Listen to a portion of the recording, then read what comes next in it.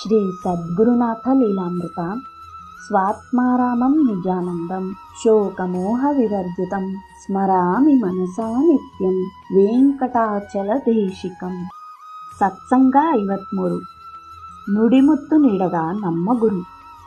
ನಾವು ನೀವು ಸಂಧಿಸಿದರೆ ಅದು ಇಂದಿನ ಸಂಬಂಧವಲ್ಲ, ಅದು ಜನ್ಮ ಜನ್ಮಾಂತರದ ಸಂಬಂಧವೆಂದು ಗುರುನಾಥರು ಹೇಳುತ್ತಿದ್ದರು ಎಂಬುದನ್ನು ಸ್ಮರಿಸುತ್ತಾ ಗುರುನಾಥರ ಬಂಧುಗಳೊಬ್ಬರು ಸತ್ಸಂಗವನ್ನು ಮುಂದುವರೆಸಿದರು.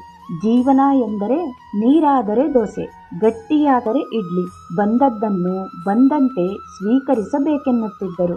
ಯಾವುದು ಏನೇ ಆದರೂ ನೀನು ಯಾರ ಮೇಲೂ ಆರೋಪ ಹೊರಿಸಬೇಡ, ನೀನು ಅದನ್ನು ನೋಡಿಯೂ ನೋಡದಂತೆ ಇದ್ದು ಬಿಡು, ಆಗ ನಿನಗದರ ಸೋಂಕು ತಗುಲುವುದಿಲ್ಲ ಎನ್ನುತ್ತಿದ್ದ ಗುರುನಾಥರು ಸರ್ವಜ್ಞರಾಗಿದ್ದರು.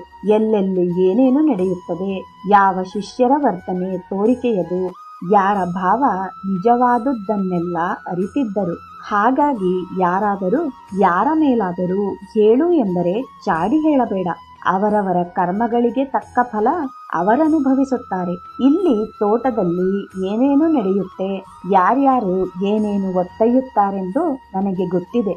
ಯಾರಿಗೆ ಎಷ್ಟು ಬೇಕೋ ಅಷ್ಟು ಒಯ್ಯಲಿ ಎಂದೇ ನಾನೂ ಸುಮ್ಮನಿದ್ದೇನೆ ಎಂದು ಸ್ಥಿತಪ್ರಜ್ಞರಾಗಿ ಅವರು ನುಡಿಯುತ್ತಿದ್ದುದನ್ನು ಕಂಡರೆ ಗುರುನಾಥರ ವ್ಯಕ್ತಿತ್ವದ ಅರಿವು ನಮಗಾಗುತ್ತಿತ್ತು ಎಂದು ಒಂದು ಕ್ಷಣ ಮೌನವಾದರು ಅವರು.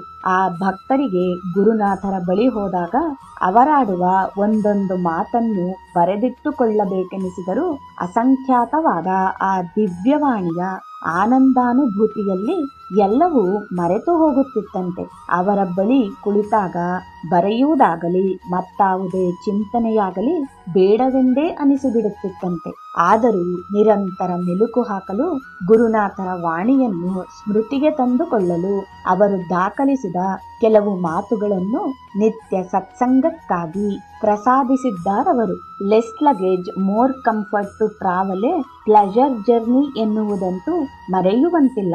ಎಷ್ಟೆಷ್ಟು ಪಾಪಕರ್ಮಗಳನ್ನು ಮಾಡಬಾರದ ಕೆಲಸ ಮಾಡಿ ಕಟ್ಟಿಕೊಳ್ಳಬೇಕು, ಅದರ ಬದಲು ಎಲ್ಲಾ ತೊರೆದು ಆತನ ಲೀಲೆಯಂತೆ ನಡೆದರೆ ಪರದ ಹಾದಿ ಆನಂದದಾಯಕವಾಗಿರುವುದಲ್ಲವೇ ಎಂಬುದನ್ನು ಗುರುನಾಥರು ಪದೇ ಪದೇ ಹೇಳುತ್ತಿದ್ದರಂತೆ.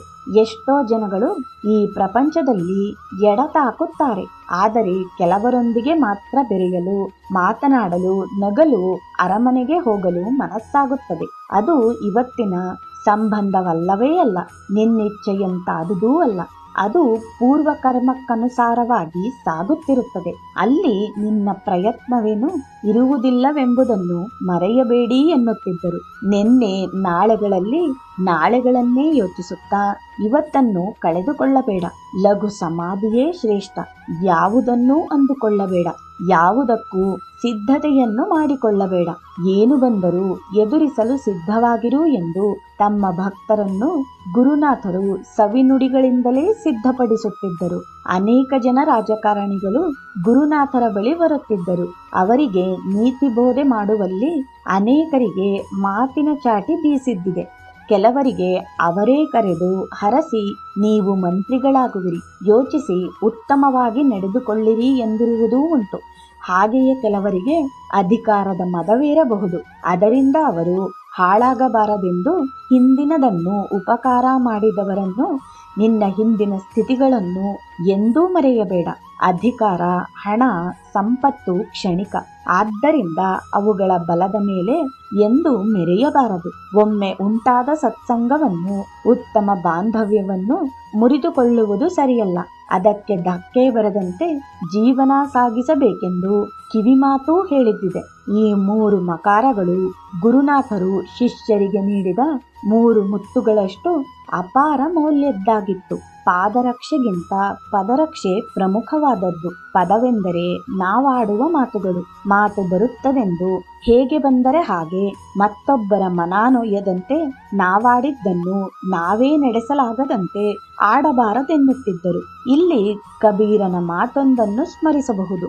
ಬೋಲಿ ಏಕ್ ಅನುಮೋಲ್ ಹೇ ಹಿಯತಾ ರಾಜು ತೋಲಿ ಕೈ ತವ ಮುಖ ಬಾಹರ್ ಆನಿ. ಅಂದರೆ ಪ್ರಾಣಿಗಳಲ್ಲಿ ಮನುಷ್ಯನಿಗೆ ಸಿಕ್ಕಿರುವ ಒಂದು ವಿಶೇಷ ವರದಾನ ಈ ಮಾತು. ಅದನ್ನು ಭಗವಂತ ನೀಡಿರುವ ಬುದ್ಧಿ ಬಳಸಿ ಹೃದಯವೆಂಬ ತಕ್ಕಡಿಯಲ್ಲಿ ತೂಗಿ ನೋಡಿ ನಂತರ ಬಾಯಿಯಿಂದ ಹೊರಹಾಕಿದರೆ ಅದು ಎಲ್ಲರ ನೋವು ನೀಗಿಸುವ ಔಷಧಿಯಾಗುತ್ತದೆ. ವಿವೇಕವಿಲ್ಲದೆ ಆಡಿದ ಮಾತು ಮತ್ತೊಬ್ಬರ ಹೃದಯ ಚುಚ್ಚುವ ಶೂಲವಾದೀತು ಎಂದಿದ್ದಾರೆ. ಗುರುನಾಥರ ಸವಿನುಡಿಗಳ ತಂಪನ್ನನುಭವಿಸಿ ಅದೆಷ್ಟು ಜೀವಿಗಳ ಉದ್ಧಾರವಾಗಿದೆಯೋ ಅವರ ಒಂದೊಂದು ಮಾತುಗಳೂ ಒಂದೊಂದು ಸತ್ಸಂಗ. ಈ ಸವಿನುಡಿಗಳನ್ನು ನಾಳೆಯೂ ಸವಿಯೋಣವೇ? ಭಕ್ತ ಮಹಾಶಯರೇ, ಬನ್ನಿ. ಓಂ ನಮೋ ಭಗವತೆ ಸದ್ಗುರು ಶ್ರೀ ವೆಂಕಟಾಚಲ ಅವಧೂತ ಗುರುನಾಥಾಯ ನಮಃ.